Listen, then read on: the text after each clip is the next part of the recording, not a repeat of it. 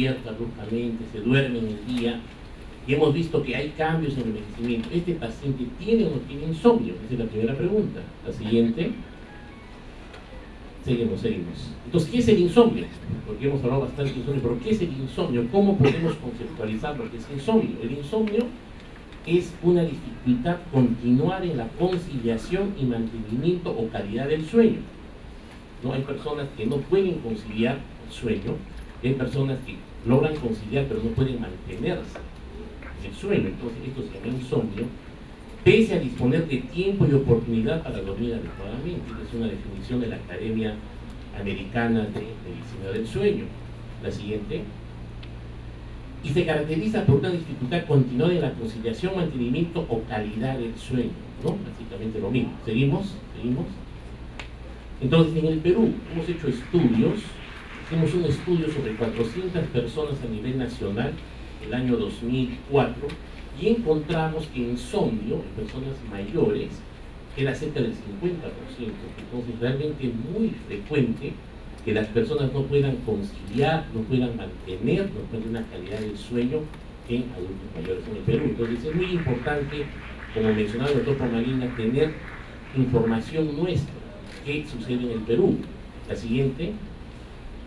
Nosotros acabamos de terminar un estudio que todavía no lo puedo traer porque lo estamos publicando en el distrito de San Martín de Porras. Hemos evaluado todo el perfil clínico del segundo distrito más grande del Perú, que es San Martín de Porras, 600.000 personas, 60.000 adultos mayores. Hemos hecho un estudio probabilístico con una encuesta a más de 500 personas mayores. Les hemos hecho pruebas de laboratorio, un perfil completo, y hemos encontrado en este estudio que cerca del 45% tiene insomnio y casi la mitad tiene somnolencia del total de población, somnolencia diurna. Es decir, por donde veamos, tanto a nivel nacional, a nivel local en Lima, y como ha mostrado el doctor Pomalina, este es un problema muy frecuente en la población y sobre todo en adultos mayores. La siguiente. Entonces, ¿el insomnio tiene consecuencias o no? Claro, incrementa la mortalidad, como se ha visto. Las personas que tienen insomnio tienen mayor morbilidad, o sea, hacen más enfermedades y tienen mayor probabilidad de morir también, ¿no? Se caen más las personas mayores que tienen insomnio, pierden el equilibrio, se caen. Un gran problema en las personas mayores es las caídas, ¿no? Aumentan el riesgo de deterioro cognitivo. El gran problema de salud de las personas mayores es la demencia o deterioro cognitivo. Las personas que duermen mal, que tienen insomnio, incrementa el riesgo de deterioro cognitivo. Por supuesto que disminuye la calidad de vida, y como se ha mencionado, se asocia a depresión, ansiedad, a cambios de humor, hasta maltratos, estuve hablando hace un momento, y disminuye la funcionalidad. Es decir, el impacto que tiene el insomnio en la persona mayor, fíjense todo lo que puede suceder. Si no manejamos este problema, no vamos a tratar a un paciente necesariamente por depresión o por otro problema cognitivo, si no manejamos el insomnio, que puede ser, digamos, el aspecto central en la evaluación y el manejo de esta persona. La siguiente. Aquí están los estudios. Es un estudio en una revista americana en 2009. Las personas que duermen menos horas tienen mayor mortalidad.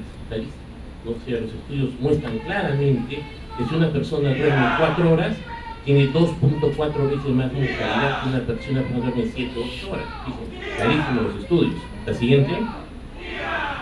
Las caídas, ¿no? Fíjense, las personas que duermen mal tienen casi 1.5 veces más riesgo de caerse. Entonces, cuando uno habla en general a la población y a la comunidad sobre cómo se asocian las complicaciones que pueden haber por dormir mal, es importante ver qué dice la información científica, ¿no? Se caen, sí, aquí están los estudios. Tienen más mortalidad, ahí están los estudios. La siguiente, por favor. Deterioro cognitivo, fíjense, en personas que tienen menos de 6 horas y siestas de más de 1 hora, tienen casi 1.7 veces más de tener deterioro cognitivo, deterioro de la memoria, ¿no? Entonces, todos estos problemas asociados al envejecimiento y al sueño inadecuado o al insomnio están claramente definidos. La siguiente. Seguimos.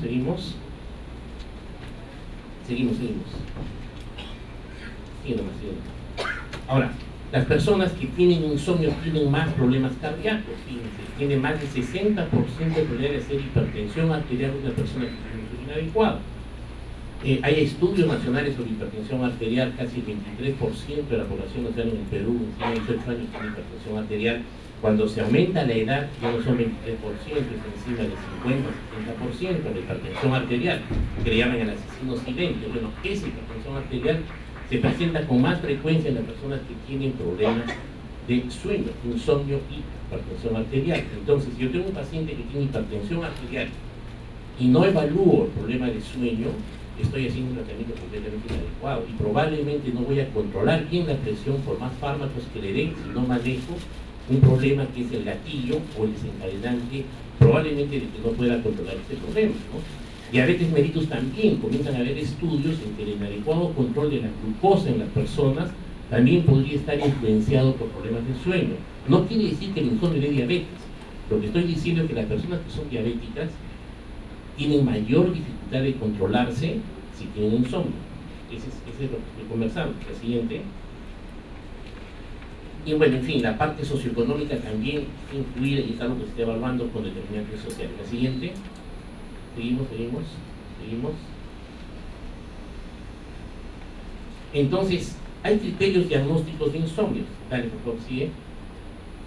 Las personas, como les he dicho ya, sueño poco reparador y mala calidad. La siguiente, en el caso de este paciente, dificultades referidas se producen en circunstancias externas que no son adecuadas para dormir. La siguiente, y sonolencia. Yo decir, aquí hay una serie de criterios diagnósticos para ver insomnio, porque eso de declarar insomnio, como la persona no consigue el sueño, no repara y está con una mala calidad, pero eso implica que una persona puede tener problemas de concentración, memoria y tener insomnio, puede tener problemas de energía, iniciativas y tener insomnio. Es decir, el insomnio tenemos que buscar de diferentes maneras, porque a veces cuando uno va a preguntar, ¿usted duerme bien? Le puede decir, bueno, sí, de repente le puede decir que sí, pero no hace una pregunta. Hay una serie de escalas de Atenas que permite evaluar más el sueño, pero yo puedo llegar a eso si la persona está durmiendo en el día de manera, digamos, inadecuada, si la persona comienza a cambiar la memoria, si la persona tiene desgano, tiene sueños muy prolongados en el día. Entonces puedo comenzar a buscar con mayor énfasis si hay insomnio o no, comenzar a preguntar, y si hay el problema lo evalúo. La siguiente, como les dije, hay cuadros primarios, vamos a pasar secundarios. Pasa, por favor, pasamos, vamos a avanzar un poco. Dale. Hay una serie de fármacos, la siguiente, anterior. Otro dato importante, anterior, es que hay una serie de fármacos. Las personas mayores suelen tomar muchos fármacos, tienen muchas enfermedades, y existen muchos fármacos que pueden producir problemas de sueño. Por ejemplo, fármacos para la depresión, cortisona, hipertensivos, en fin, una serie de drogas, inclusive estimulantes, cafeína, en fin, son sustancias que pueden alterar el sueño de las personas, que a veces no nos percatamos. ¿De acuerdo? La siguiente. Entonces, en el paciente que les he presentado, 69 años, que roncaba en la noche, que se despertaba con sensación de falta de aire, que se dormía en el día, ¿qué problema de sueño tiene este paciente? Vamos a revisar al paciente. La siguiente. Entonces, tiene un insomnio primario, dale, por favor. Sigue. ¿Tendrá un insomnio primario o tendrá un insomnio secundario? Sigue, por favor, continúa. Vemos nosotros que esta persona no tiene enfermedades médicas mayores, un problema de lípidos, no toma mayormente fármacos que puedan alterar el sueño. En un insomnio secundario, trastornos mentales tampoco le han encontrado depresión, nada. Entonces tiene un insomnio primario esta persona. Esta persona tiene un insomnio primario a los 69 años. La siguiente. Entonces, hay una serie de causas de insomnio primarios y uno comienza a evaluar cuál podría ser. Continúa, dale varias veces, por favor.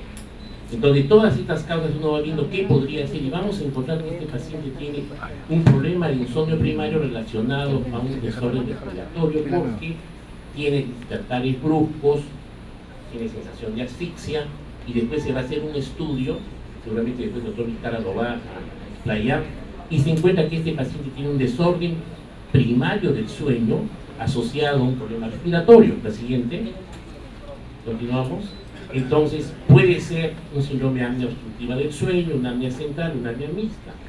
Finalmente, lo que probablemente tenga es un problema de obstrucción en la vía respiratoria alta, que cuando duerme colapsa la parte respiratoria alta, entonces no entra el aire, y en ese momento la persona está durmiendo, siente sensación de que le falta el aire, no ronca porque disminuye, digamos, el diámetro de la parte aérea alta, y la persona se despierta en el momento que ya está faltándole oxígeno, ¿no? Y y se despierta abruptamente. La siguiente. ¿No? Y aquí vemos nosotros que este problema de apnea obstructiva del sueño aumenta con la edad. Fíjense, 35 años, más o menos la prevalencia y cómo va aumentando con los años. La siguiente. ¿No? Entonces, la siguiente, bueno, no sale muy bien esto, pero básicamente lo que tenemos que ver nosotros aquí es cómo evaluamos a una persona que tiene este problema. La siguiente. La siguiente, la siguiente. La siguiente. Dale la siguiente. Entonces, para evaluar siempre cualquier condición del sueño, por supuesto, primero es la historia clínica y examinar a la persona, o sea, preguntarle en qué condiciones duerme, si vamos a ver algunas cosas relacionadas a la higiene del sueño, y luego hacemos una serie de cuestionarios. Han hablado de un cuestionario de calidad del sueño que es el de Pittsburgh, un problema de somnolencia diurna, otro que se llama el Ewart, y luego hacemos estudios diagnósticos para precisar realmente cuál es el problema que tiene el sueño esta persona que no puede dormir bien. La siguiente. La siguiente. Entonces aquí vemos cómo duerme la persona, si se despierta, en fin, hacemos una descripción bien clara, qué drogas toma, qué fármacos toma, qué otros problemas puede tener. La historia clínica siempre será lo más importante para evaluar un problema de sueño en cualquier persona, y más en una persona mayor. La siguiente. Entonces aquí vamos a ver si tiene despertares incrementados, en fin, cómo es su latencia del sueño. Seguimos, por favor, seguimos. Vemos qué síntomas nocturnos tiene ronquidos, tiene pausas, ¿no? Despierta con sensación de asfixia, y luego qué síntomas diurnos tiene, cuánto impactan los síntomas nocturnos. Claro, ¿quién va a decir que ronca? Es la persona que duerme cerca de la persona, ¿no? Uno no se da cuenta si ronca o no, si no es el acompañante. ¿Y qué impacto tienen en el día estos problemas nocturnos? Como por ejemplo somnolencia diurna, irritabilidad, cambios en personalidad, ansiedad, depresión, disminución del libido, todo lo que puede impactar el no dormir bien. Entonces uno tiene que preguntar tanto síntomas nocturnos como síntomas diurnos, como se ha mencionado anteriormente. La siguiente. La siguiente. Este paciente tenía pues ronquidos, pausas de apnea referidas, despertares bruscos, y el día se dormía. Estos síntomas tenía tanto en la parte nocturna como en la parte diurna. La siguiente. Entonces, ¿cuáles son los principales síntomas de este síndrome obstructivo del sueño? Los ronquidos casi en el 100%. Este paciente tenía ronquidos, ¿no? Pausas 50%, en fin, y somnolencia diurna en el 90%. Este paciente tenía ronquido en la noche, tenía apneas en la noche y tenía somnolencia diurna. O sea, tenía varios síntomas que van asociados a este síndrome de apnea obstructiva del sueño. La siguiente. Entonces hacemos la evaluación, hacemos cuestionarios y luego vamos a hacer estudios diagnósticos. La siguiente.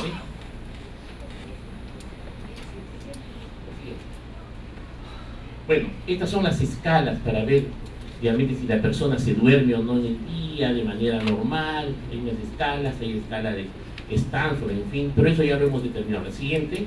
Y vamos a ir qué prueba diagnóstica se hace. El doctor Vizcarra seguramente va a ampliar bastante en esto. La siguiente, por favor, la siguiente. Estas son las escalas que se usan de sueño. Se pregunta si la persona se duerme estando leyendo, viendo televisión, si está sentado y se duerme fácilmente, si va en un carro y se duerme. O sea, varias características que una persona no debería dormirse en estas circunstancias, ¿no? Y que se duerme.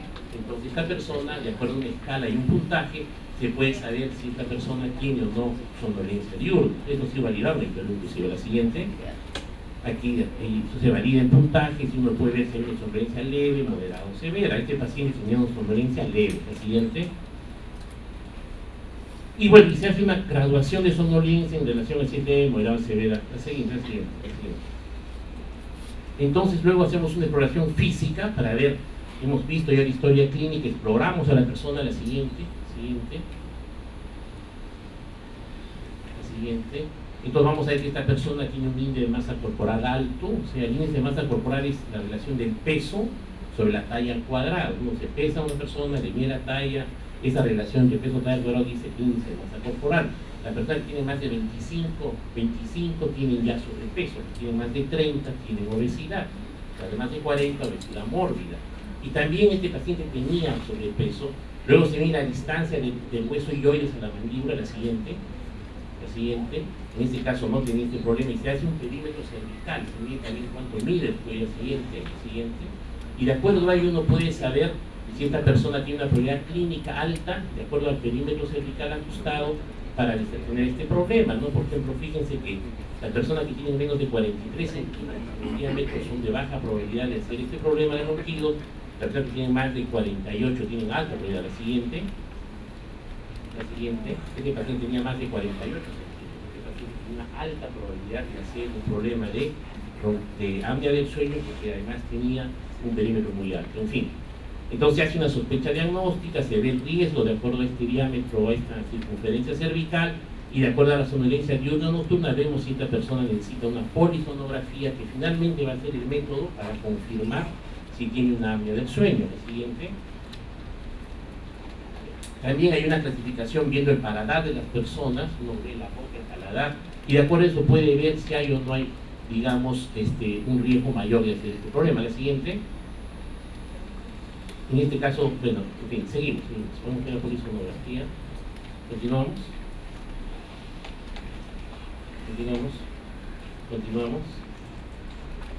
El doctor Vizcarra seguramente va a explicar mucho más ampliamente esto, pero en este paciente se le hizo una polisonografía, y esta polisonografía, la ventaja que tiene es que puede evaluar diferentes aspectos. Se ponen una serie de electrodos que permiten evaluar, digamos, primero si la persona cuál es su patrón respiratorio, ¿no? Si hay apnea cuando duerme, se puede controlar la frecuencia cardíaca, la saturación de oxígeno, se puede controlar ondas electroencefalográficas, es decir, tienen varias digamos, electrodos que permiten evaluar cómo duerme una persona en la noche, y también puede ver en el momento que la persona hace ronquidos, si en ese momento la persona le satura o no, y cuando se despierta, qué sucede, ¿no? La siguiente. Entonces aquí está el estudio. Este doctor Vizcarra lo puede explicar con mucho más detalle, pero esta persona tiene acá periodos de apneas, acá está respirando y aquí no respira.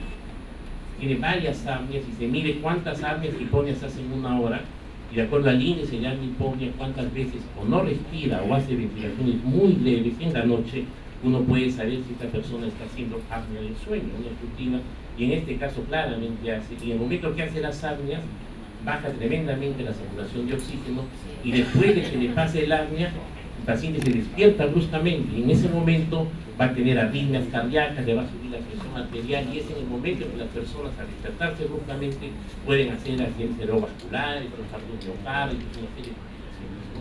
Entonces realmente las personas que tienen apneas del sueño tienen alto riesgo de tener mortalidad por este problema, y usualmente lo hacen mientras están durmiendo, se mueren, duermen. La siguiente, yo no voy a entrar en estos detalles, el doctor Vizcarra va a hablar mucho más de esto. La siguiente,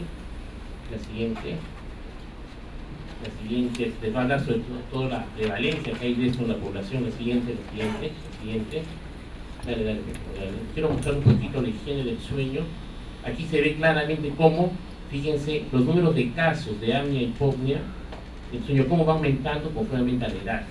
Conforme aumenta la edad, hay más casos de este problema. Inclusive, ahora se discute cuántas apneas y hipopneas debe haber para hacer el diagnóstico, porque muchas veces el número de apneas y hipopneas no es el referente, sino el impacto que tiene esto en la hipertensión arterial o en las arritmias cardíacas de una persona. La siguiente. Entonces, regresando a nuestro paciente, podríamos concluir, dale por favor, de que este paciente, además de tener estos problemas médicos, tiene una síndrome de apnea y hipopnea obstructiva a grado muy severo, como se ha visto en la polisonografía, y es un paciente de 69 años que aparentemente vive bien, no tiene otras enfermedades porque estos están manejados y controlados.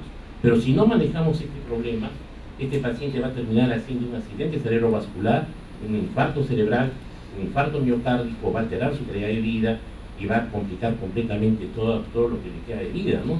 La siguiente.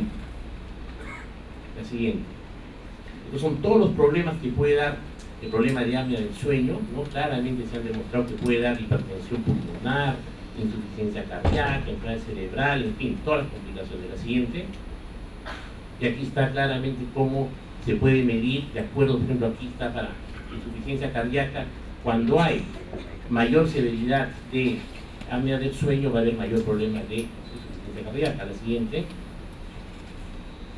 en esto no lo voy a cansar mucho porque básicamente el mensaje es que tener apnea obstructiva del sueño lleva a problemas cardiovasculares. Estos son los estudios que muestran ello. La siguiente.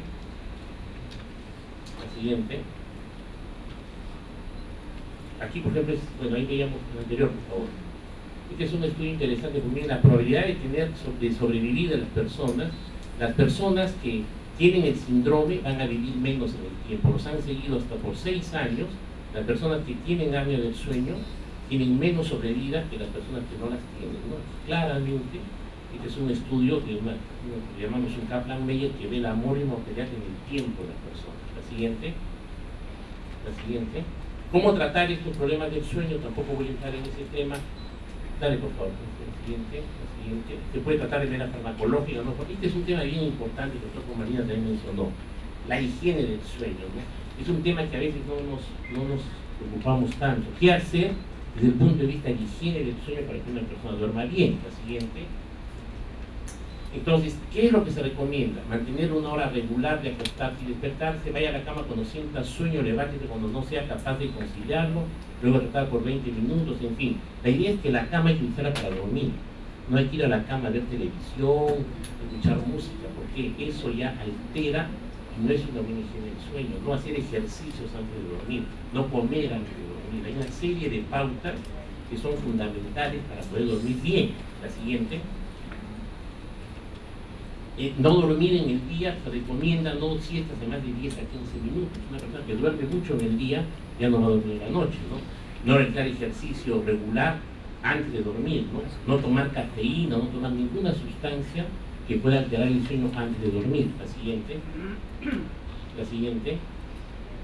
Nosotros hemos hecho un estudio, lo publicamos el año 2010 sobre higiene del sueño, modificando la escala que se tiene, y estas son todas las recomendaciones para tener un buen dormir, que básicamente son las que se han mencionado. Entonces, cuando una persona duerme mal y es adulto mayor, en lugar de darle un hipnótico para dormir, no hagan eso, sino vean primero si la persona está teniendo una buena higiene del sueño, es lo primero que tienen que hacer.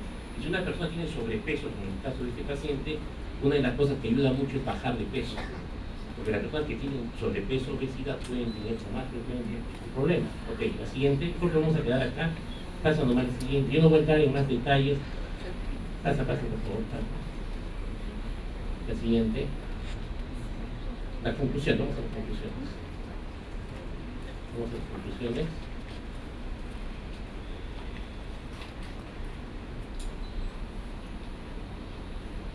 Yo creo que para concluir podríamos decir que las conclusiones de este estudio, primero, es que los adultos mayores tienen un patrón fisiológico diferente del sueño de las personas jóvenes. Lo segundo es de que los desórdenes del sueño son frecuentes con las personas mayores. Hemos encontrado casi 40-50% de las personas mayores tienen insomnio, lo cual es muy alto realmente, y que no lo evaluamos y no lo valoramos. En la evaluación del sueño es necesaria una adecuada historia clínica, hay que preguntar bien cómo son los síntomas diurnos, los síntomas nocturnos, hay que hacer cuestionarios, hay que explorar, hay que examinar a la persona, y hay que muchas veces apoyarse en diagnósticos, como la polisonografía u otros estudios.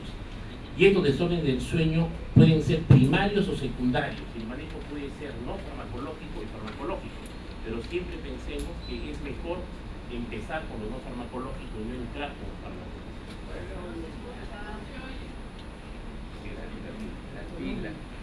Bueno, la siguiente. Yo creo que quedamos ahí. Muchas gracias por su tiempo y cualquier pregunta que se haga. Gracias.